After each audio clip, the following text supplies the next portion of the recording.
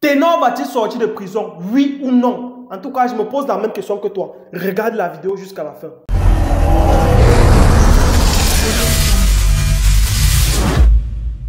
Salut à tous, c'est Enz, bienvenue dans ce nouveau numéro d'Afro, Afro Culture. Bon, en fait, Afro quelque chose. En fait, regardez bien, il est 20 h quand je fais cette vidéo parce que c'est maintenant que la nouvelle vient d'arriver sur les réseaux sociaux. C'est maintenant qu'on vient d'être informé du fait que notre artiste ténor Mbang Flang, que nous aimons tous, vient d'être déféré à la prison centrale de New Bel à Douala, plus précisément au quartier spécial 20. Je précise bien au quartier spécial 20. Alors, il y a de cela quelques jours, j'ai énoncé les faits suivants. Selon certaines sources, il était dit que notre artiste a commis un homicide involontaire dans lequel il conduisait en état d'ivresse. Et à son bord, il y a une jeune fille qui a perdu la fille dont le nom était Erika Moulion. Erika Moulion, cette jeune fille Bamouna, que beaucoup de personnes connaissent sûrement et dont la photo a fait le tour sur les médias sociaux. Alors, sur ce, qu'est-ce que je dirais?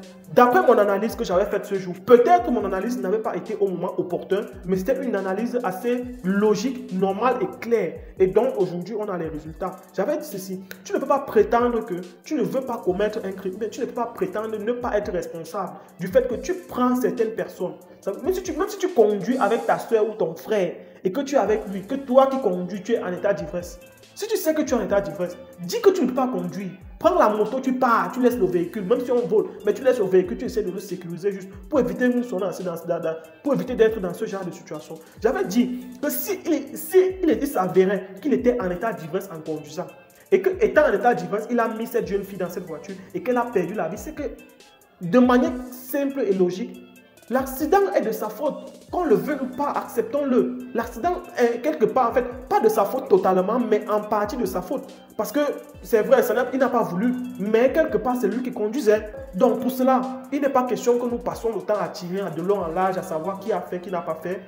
Et en passant, n'oubliez pas, je voulais préciser que j'organise un séminaire de formation pour devenir influenceur web. Alors, ce séminaire de formation, si vous prenez les détails sur l'affiche, à savoir le lieu, ça commence à partir du 16 août. Ça veut dire, ce mois d'août, à partir du 16, vous avez ce séminaire de formation que j'organise dans les villes de Douala et de Yaoundé. Alors, ceci étant pour permettre à toutes ces personnes qui aimeraient gagner de l'argent avec les réseaux sociaux. Donc, pour toutes ces personnes qui ont des diplômes professionnels au-dessus du baccalauréat, mais qui ne parviennent pas à avoir le travail, je vous dirai comment, grâce aux réseaux sociaux, vous pourrez utiliser votre compétence scolaire pour pouvoir développer et obtenir des revenus sur les réseaux sociaux ou même pouvoir être employé dans une entreprise de la place. Je vous dirai durant cette formation comment utiliser les plateformes, bien comment faire des placements de produits pour certaines entreprises. À l'instar par exemple d'Immigration Efficace, c'est une entreprise avec laquelle je travaille. Immigration Efficace Canada qui fait dans les voyages pour le Canada.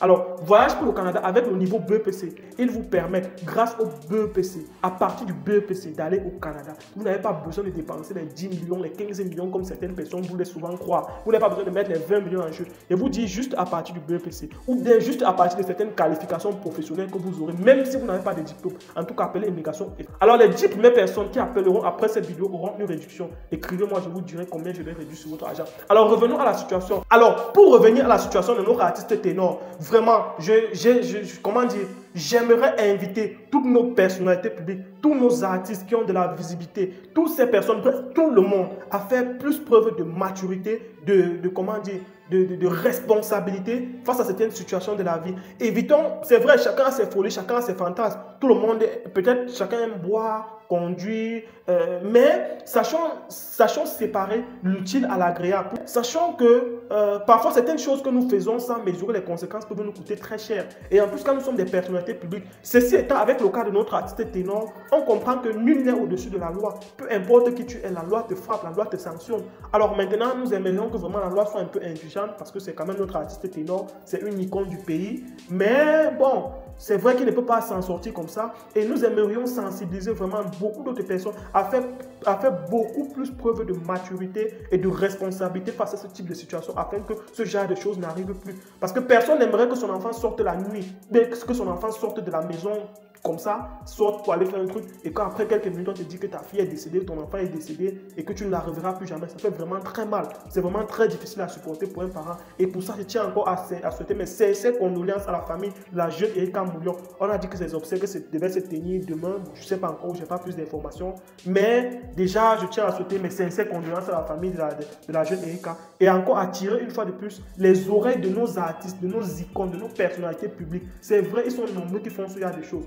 ils sont nombreux qui font ce genre de choses, mais qui ne sont peut-être pas punis, ou bien qui ne sont pas encore tombés dans ce type de situation dans laquelle Ténor est. Mais vraiment, s'il vous plaît, les gars, faites très très attention. Et évitons au maximum les embrouilles. Et évitons au maximum, parce qu'avec le cas de Ténor, Ténor était ici en haut, donc voilà qui est descendu comme ça à 0. Parce que ce truc peut même aller jusqu'à effacer sa carrière. C'est vrai, on a l'impression que ce n'est rien, mais c'est beaucoup. Parce que le fait pour un artiste d'aller en prison, déjà, ça te discrédibilise auprès de certaines entreprises sérieuses qui voulaient venir coller ton image à toi. Donc imaginez-vous seulement sur le fait publicitaire, seulement sur le fait des placements de produits, que certaines entreprises veulent coller leur image à celle de Ténor. Ça devient déjà compliqué. Regardez bien combien il perd en autorité et aussi il peut perdre en autorité, en crédibilité et beaucoup d'autres choses qui peuvent s'en suivre. Donc vraiment les gars, s'il vous plaît, soyons un peu plus consensueux et